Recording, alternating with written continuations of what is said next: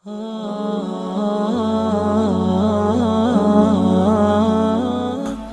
ہم کتنے اچھے ہیں لوگوں کی نگاہ میں، ہے نا ایسا؟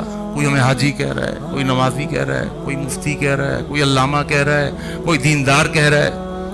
ہماری داڑھی کو دیکھ کر، ہمارے گیٹ اپ کو دیکھ کر، ہمارے حلیے کو دیکھ کر، ہمارے اخلاق کو دیکھ کر، بظاہر ہمارے اخلاق کو دیکھ کر وہ ہم سے متاثر ہو رہا ہے، ہماری تعریف کر رہا ہے، اس کی نگاہ میں ہم اچھے بنے ہوئے ہیں، حالانکہ کچھ گناہ ایسے ہیں جو ہم کر رہے ہیں اس کو پتہ نہیں ہے سامنے والے کو، اور اگر اس کو پتہ چل جائے تو وہ ہماری عزت نہ کرے۔